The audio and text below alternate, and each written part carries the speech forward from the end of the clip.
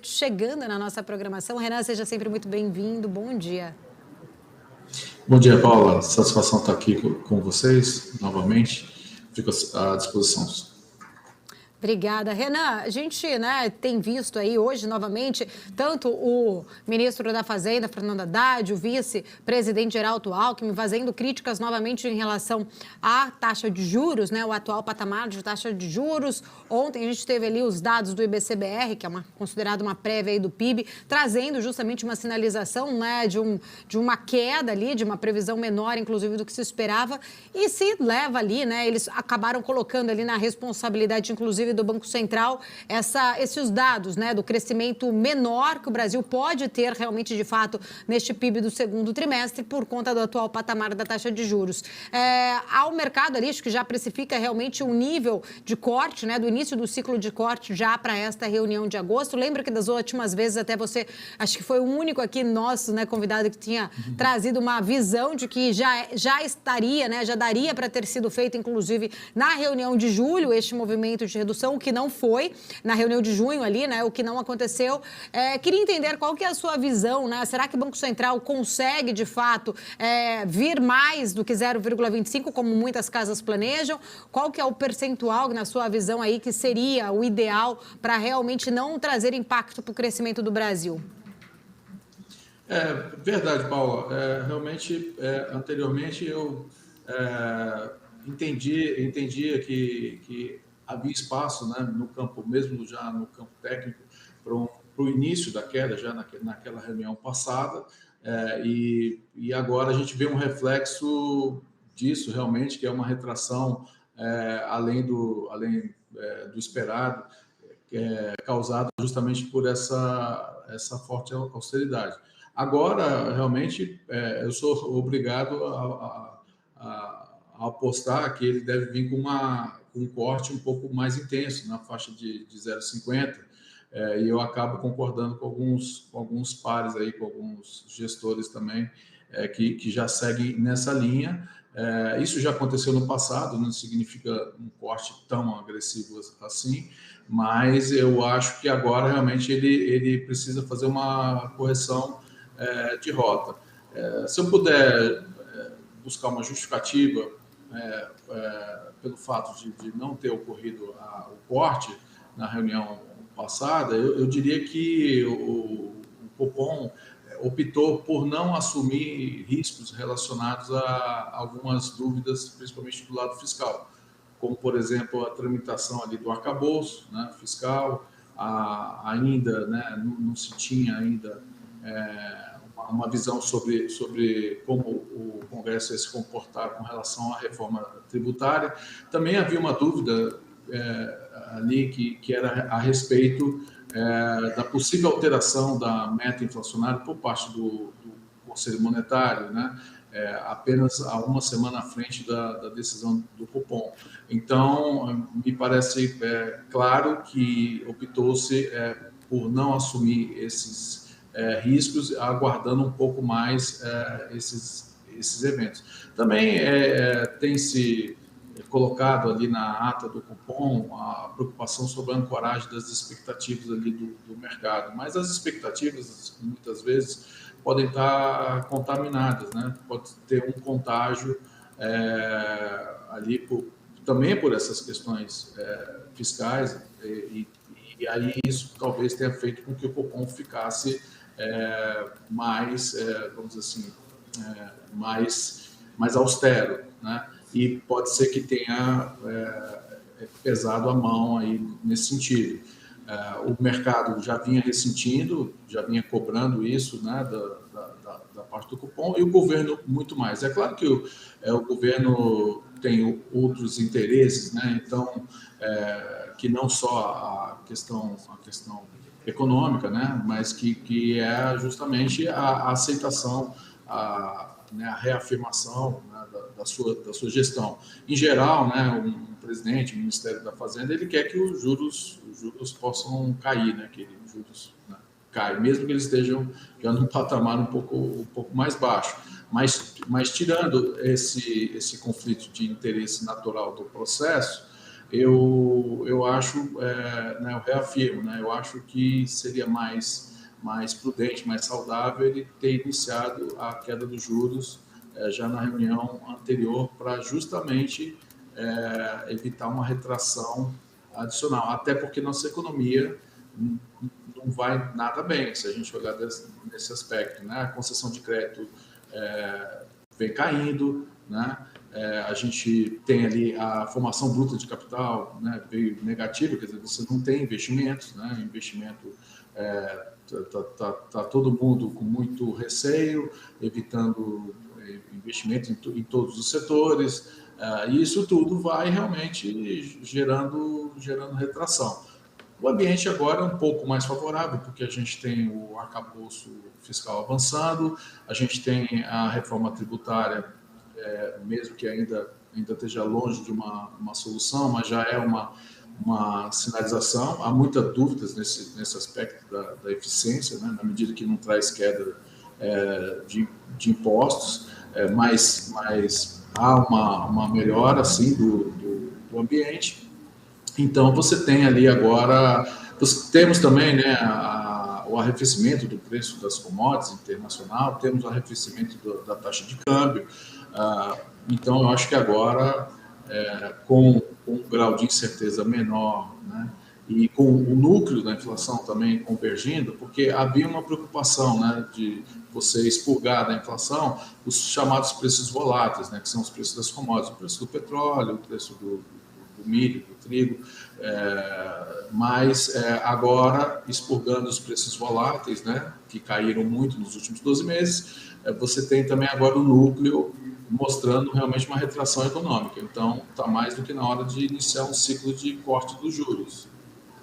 Ô, Renan, um ponto importante, né, aqui também para essa discussão. Eu queria entender, somente os juros, na verdade, altos, né? A gente sabe exatamente o patamar que está, assim, se a gente olhar ali, principalmente o juro real, mas somente o fato dos juros é que estão ali pesando para este resultado, principalmente aí de uma expectativa até de um PIB menor, né, diante deste PCPR. Existem outros fatores, né, também que possam estar influenciando, até porque eu pergunto isso porque, né, a gente sabe que às vezes a política ela tenta ali ter mais pressa, né, do que de fato, né, tenta acelerar mais do que o tempo da economia.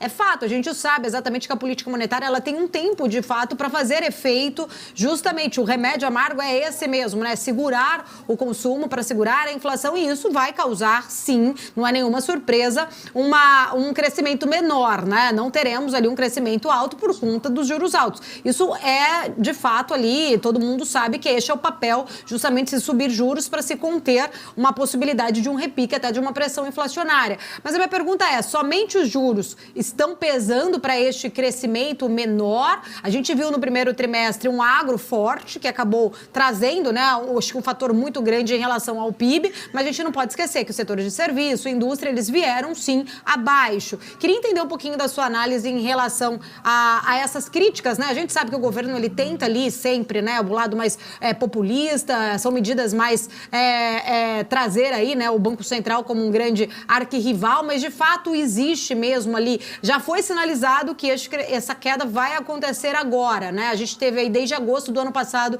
neste atual patamar. Não era esse o objetivo justamente do Banco Central? Sim, esse era o objetivo, principalmente porque, assim, quando a gente imagina, né? Não imagina, mas a gente sabe que antes do combate à inflação tem a credibilidade da moeda, né? E isso o Brasil tem um grande histórico no combate ali à inflação, no sentido de restabelecer a credibilidade da moeda, e a partir do Plano Real isso se estabeleceu. Então, se a gente imaginar que o Banco Central, o Copom, ele tem uma linha mais monetarista, né? Então ele está na linha certa, o remédio amargo para preservar a moeda, porque você tem um efeito inflacionário que advém da falta de credibilidade da moeda, assim como também da gestão das contas públicas, né? Então o empresário, o comerciante, ele sobe o preço, né, porque ele acha que a moeda perder o valor. Então, às vezes, é necessário um remédio duro, isso tentando justificar justamente o tempo, né, de contracionismo. Agora, eu entendo que não é só os juros, claro. Para mim, é bem claro a aversão ao risco, a credibilidade ainda do governo atual. Quer dizer, ele está tentando restabelecer a credibilidade perdida ao longo do tempo. De cara, eu vi que os investimentos cessaram, né? Você tem uma década perdida, mais uma década perdida. Você tem 2 recessões ali fortes, né? Que é a 2015, né? 2016 e a Covid. E os agentes aí do mercado, a economia real, apanhou muito, porque você tem inflação alta, você tem impostos altos, né? Você tem juros medianos, né? Não só agora, que é o juros emergencial pós-pandemia, mas você tem os juros mediano extremamente elevados, o que faz com que o crédito para as empresas sejam extremamente elevados. Então, o setor real está muito combalido. E isso faz com que fique todo mundo aguardando a melhora do ambiente, né? E agora a gente tem mais dúvidas ali para a economia real com relação à reforma tributária. Então, a gente não pode atribuir só a questão dos juros. O que eu tenho convicção é que também o Banco Central sozinho não consegue combater a inflação, né? Exatamente por esse aspecto da credibilidade. Você como se diz, você só depender de elevar os juros para conter a inflação é muito pouco. Então, ele precisa da colaboração que vem, que poderia vir ali do lado fiscal, mais austeridade do lado fiscal. O arcabouço traz um certo alento, né, que ele limitou ali os gastos reais ali abaixo da média histórica, mas ao mesmo tempo a gente tem uma dívida mais elevada. Também a gente tem que ter consciência que se a taxa de juros ao final do ano, conforme as projeções aí estão indicando, chega a 12,25% até 12%, ainda assim é uma taxa muito elevada, né? Ainda assim é uma taxa muito elevada. Então, eu acho que o empresário tem medo, né, realmente de investir e não encontrar o consumo das famílias lá na frente, que é outro calcanhar de Aquiles ali muito importante. Agora a gente tem esse programa, o Desenrola, mas há o temor de desenrolar e enrolar imediatamente, né? Então, não há mudanças estruturais ali sustentáveis para você justificar um investimento e tanto otimismo assim. Há um ambiente melhor, há uma janela aí de oportunidade, mas a gente tem que observar todos esses aspectos aí adicionais, além só do aspecto da taxa de juros.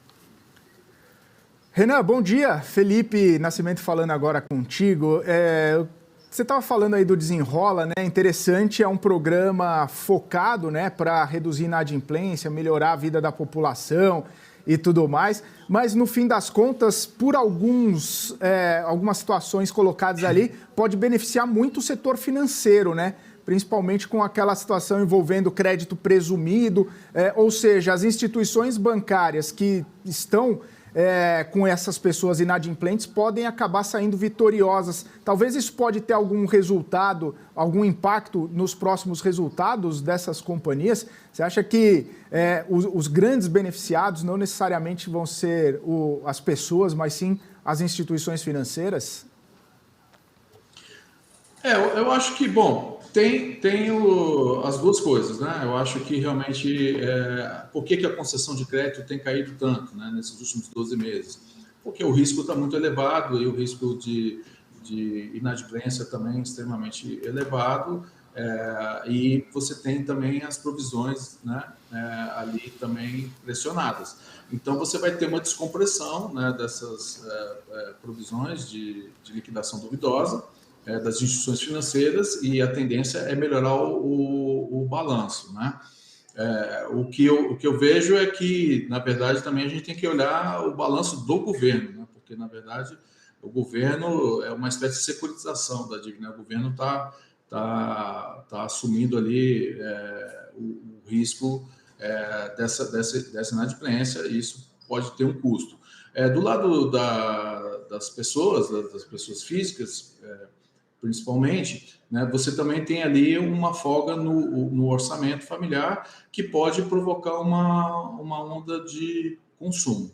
A questão é que, de novo, né, isso também é um fator de aumento como é que se diz, da desconfiança sobre a sustentabilidade, né, do crescimento econômico, na medida que o governo procura criar paliativos, quer dizer, volta e meia ele solta algum tipo de, né, ele aciona ali algum gatilho de algum crédito subsidiado, como aconteceu na parte dos automóveis, como o incremento aí do Minha Casa Minha Vida, e agora você tem o Desenrola. Então, quando você tem esses programas, de novo, alguém paga a conta, né? E isso acaba também prejudicando ali as contas públicas, né? O ideal seria um ambiente econômico melhor, que você pudesse ter geração de renda, que as pessoas pudessem se reorganizar financeiramente. Não é fácil porque os juros no cartão de crédito no Brasil é 400% ao ano ou mais, né? Até mais do que 400% ao ano, que é uma aberração mesmo, né? Então, sim, eu acredito que melhora sim o resultado das instituições financeiras no curto prazo, né? Porque lá na frente a economia, né, possa não ter um crescimento tão sustentável assim, melhora o lado do consumo. Mas, de novo, como você tem muito consumo reprimido por parte das classes mais desfavorecidas, então eu temo que ela pode se alavancar rapidamente na sequência, né? Porque é fato que as famílias aí durante 5 anos estão se endividando cada vez mais, né, por causa da taxa de juros, por causa do desemprego alto que a gente vinha observando aí, principalmente no período da pandemia. Então, agora é o momento que ela pode fazer alguma coisinha, trocar talvez de carro, fazer uma pequena reforma ou investir na educação ali, mas vai ser via endividamento novamente, né? Então, não é via poupança. Então, isso gera um certo temor de que a gente fica sempre nesse ciclo aí, né? Nesse chamado voo de galinha. Mas, claro, a verificar, né? Vamos ver se é uma medida emergencial e lá na frente a gente tem uma geração de renda melhor, que a gente possa ir contornando esse problema. Mas, no momento, nada indica isso, né? Indica o risco aí desses subsídios. Isso são movimentos que pressionam a inflação, e é por isso que o Banco Central também acaba tendo dificuldade de definir ali, né, o ponto de inflexão para a queda dos juros. Porque aquilo que eu falo, ele tem ali essa ferramenta, né, de elevação da taxa de juros, mas do lado fiscal você fica tendo essas medidas expansionistas que concorrem contra. Agora o risco é menor, tá? Não querendo colocar temor nesse aspecto, porque a gente vê realmente a desaceleração consistente da inflação. Do lado do IGPM a gente tem deflação forte, temos também um arrefecimento da taxa de câmbio, então agora a gente tem um certo conforto para essa queda de juros, só fazendo uma alusão de que realmente você tem medidas expansionistas que põem sempre ali, né, uma pulga atrás da orelha ali do cupom, né, a desconfiança do lado fiscal sempre. Bom, Renan, prazer falar contigo, Alex, aqui. Bom, falando aqui sobre um pouco mais do cenário local, né? Eu estava acompanhando aqui as suas respostas, as perguntas do Felipe, que era um pouco mais macro, né? Mas olhando aqui para a temporada de balanços, né? Aqui no Brasil não tem como a gente ignorar, né? Ou seja, lá fora nós vimos os bancos, né, começando pelos bancos, né, sendo protagonistas. O que você espera aqui no Brasil? Né? Assim, uma leitura mais geral aqui, nada muito aprofundado, mas o que você espera como uma surpresa positiva? O que pode ser de uma surpresa positiva? O que você já espera como uma expectativa negativa para esse segundo trimestre? O que você observa? Então, Alex, satisfação falar contigo. Mas lá fora o cenário é bem diferente, né? A economia está bem mais resiliente, né? O emprego está forte. A gente tem realmente lá ao contrário, né? A família está desalavancada para os padrões norte-americanos. Então, você tem ali uma formação de poupança adicional no período de estímulos, né? Ali em razão da Covid, e você tem ali uma volta do consumo, né, de uma forma lenta, gradual, mas até de uma forma que dá uma certa sustentabilidade. Realmente o receio era justamente com relação às instituições financeiras, porque a gente sabe que tivemos ali uma crise bancária, né, principalmente oriunda ali do segmento dos bancos regionais, muito em razão também da alta da taxa de juros, gerou marcações a mercados indesejáveis, e você tem uma facilidade hoje muito grande de promover saques, né? Então, antigamente a gente falava corrida aos bancos, né? Corrida aos saques, mas hoje o saque é feito pelo celular, né? Então, a violência ali da velocidade, né? Do saque também acabou acelerando esse processo de deterioração.